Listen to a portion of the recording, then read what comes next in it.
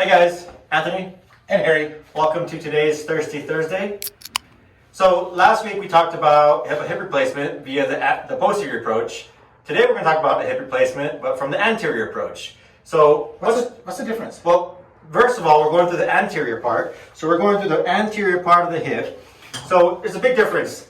With the posterior approach, they're going to cut through a bunch of big muscles to get to the hip. The anterior approach, they don't need to do that. They can just move muscles aside, access the hip that way. The great news about that one is there's less precautions afterwards.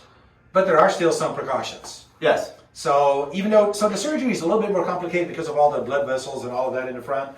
So it's a little trickier for the surgeon to do. But I think from the rehab standpoint, it's actually a little bit easier. Yes.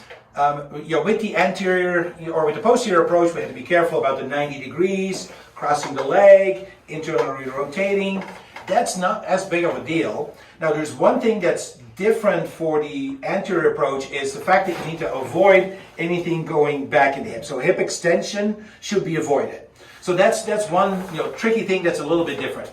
The other thing that's also a little different, they don't really want external rotation. So they don't want this movement. Okay? But other than that, actually, I think the rehab is easier. You don't have that big muscle here that's being cut that always ends up being weak, that makes people limp and everything. So I think it's actually easier approach from that standpoint. What do you think? Yeah, I think so too. The outcomes are probably just the same long term, but the actual progression isn't as bad as if it was a posterior approach. So generally speaking, the anterior way probably feel a lot better through that.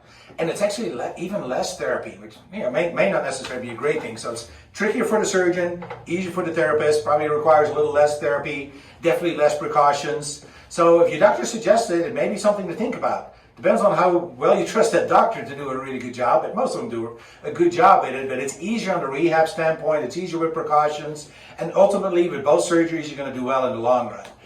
If you really have problems with that hip that is really arthritic and you just can't put your weight on it, it hurts and everything, probably a good consideration to have, especially if you failed conservative therapy, have the surgery, come see us, and we'll get you back on the road again. Yeah, lastly, you might ask your doctor, well, if I got the posterior approach, why didn't the doctor do an anterior approach? There's a certain requirement and things that you got to be, excuse me, I don't know what I ate. There's certain requirements. Too many tacos from Mexico. There are certain precautions and the criteria you might have to meet for an anterior approach. And if you didn't meet those, the doctor probably decided to do a posterior approach. So don't go getting mad at your doctor for doing the posterior approach because that's the harder one to recover from. Yeah, if they think that's the best approach, go with it. But definitely the anterior approach, is an option and really not a bad one if you're a good candidate for it. All right, guys. Have a good one. See you next week.